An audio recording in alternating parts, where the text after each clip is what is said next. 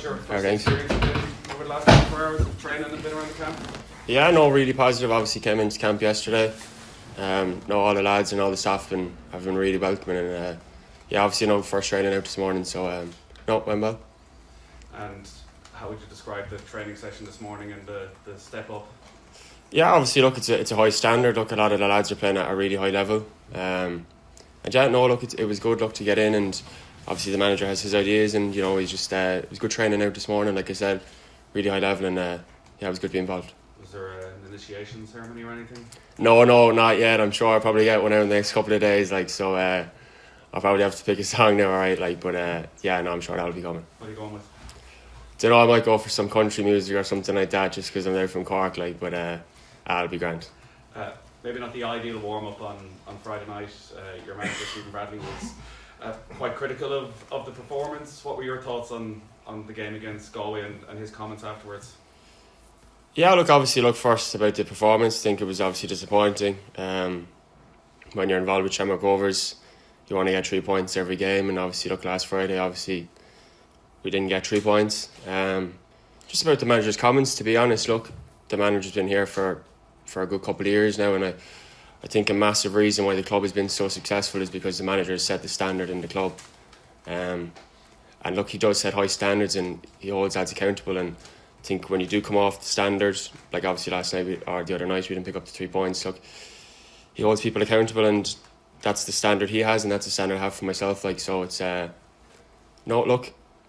the other night didn't have my best game, but I'm just focusing now on the next game after that and try and improve and get back to the standard. Was having this game and this camp on the horizon and the manager and the assistant manager being there on Friday night, was that weighing on you around the Galway game? No. I've said it numerous times in the past that I treat every game the same. I didn't know the manager or John O'Shea was in the standard, and I just focus on obviously the other last Friday on Galway, and like I said, kind of as a team I thought we kind of had an off day, and myself as an individual had an off day, but I wouldn't say that affected me at all. Ed, please. I know the Rovers season was a bit funny at the start of the season, but essentially you're coming into this camp relatively fresh in the league. You're only halfway through the season, if even. Does that give you an advantage, do you think, that you're coming in peak fitness coming into a big game like this? Yeah, like you said, I think we're halfway through the season now with Shamrock Rovers, so you'd like to think that you're in a good physical shape, and coming in here now, and like I said, we have a good couple of trainings to get a couple of trainings under my belt before Senegal and Luxembourg. Like I said, you want to come in good physical condition, and like you said, we're halfway through the season, so you have a good base for fitness. I feel like it's definitely an advantage, but the rest of the lads also, they're just finished their season, so I think everyone's is in a good physical shape. The League of Ireland lads heading off for the week. Had you any plans? Yeah, I was planning on going away to Malaga, to be honest, just to get a bit of sun. But no, I'm not complaining. I'm delighted to be here. Like I said, it's a dream come true to first of all be here, and hopefully over the next 2 games, I make an appearance. That really would be a dream of mine. But no, I'm definitely not complaining. I'm delighted to be here. Alan, please. Hey Josh, I know Stephen Bradley was critical on Friday, but he's been telling us that he thought he should have been in the Ireland squad ages ago. Did you think that this was coming, or did you talk to Stephen about that in the last year or so? Yeah, like you said, I think the gaffer is very supportive of me. He's one of my biggest supporters.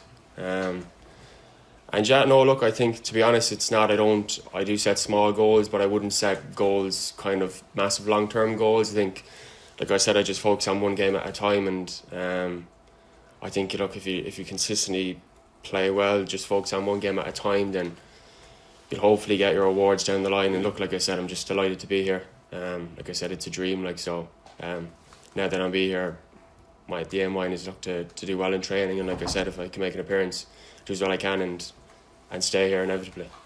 When did the goal get in Ireland squad start? Like I said, I suppose you have to do well at your club first. With Shamrock Rovers, we did really well in Europe last year. I think that gives an advantage. My first time playing Europe, I know the lads that had been there previously had played in Europe already.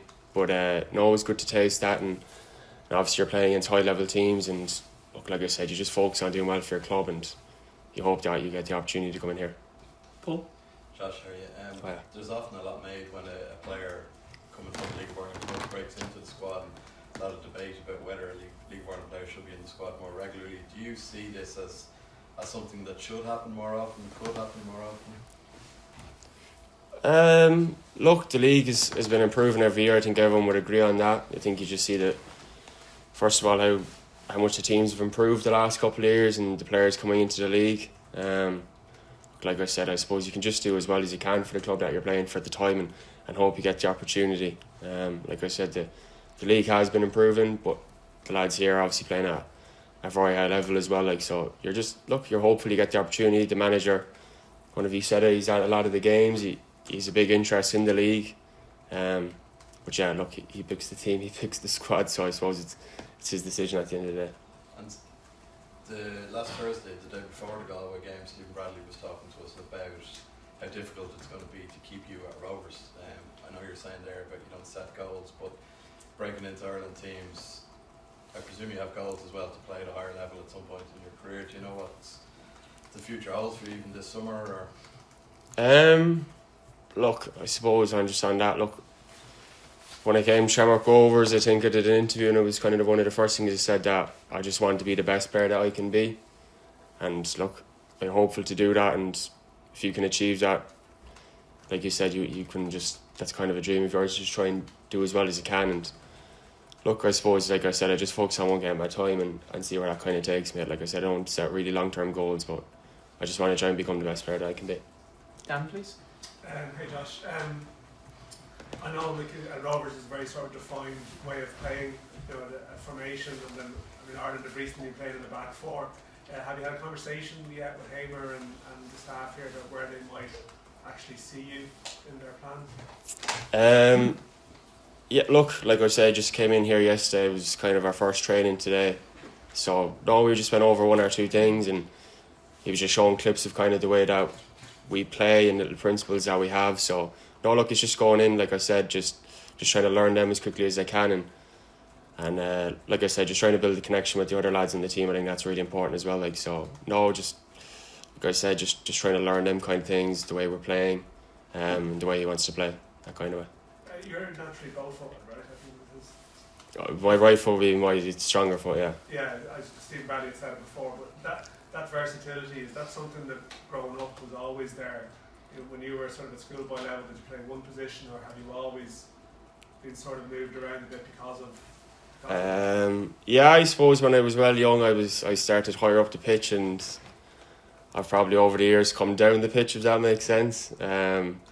Obviously played centre half for a good couple of years with Cork, and obviously played a good bit of wing back last year. Like, so look, I think in the modern game you kind of have to be versatile. You have to be comfortable playing in a couple of positions, and I think it's something I've done over the last couple of years. Like, so yeah, I definitely think it's a strength of mine. Just last one, those European games last year, did you surprise yourself in any way, or was that sort of a time where you felt actually I can cope with this step up? Look, I think you always have to have confidence in your own ability. I think if you don't have confidence in yourself, then probably nobody's going to have confidence in you. Look, like I said, it was my first time playing in Europe last year. It was a brilliant journey. Obviously, going out to Molde, we were disappointed because we probably felt that it was kind of in the swing of a balance. We could have gone through and obviously progressed in the tournament, but no, look, it's going to be something that we're aiming to achieve again this year. We want to get back to where we were last year, and look, like I said, the manager sets high standards. I'm sure he wants to go past what we did last year, even this year. Like, so no, it'll be definitely an aim for us. Gavin?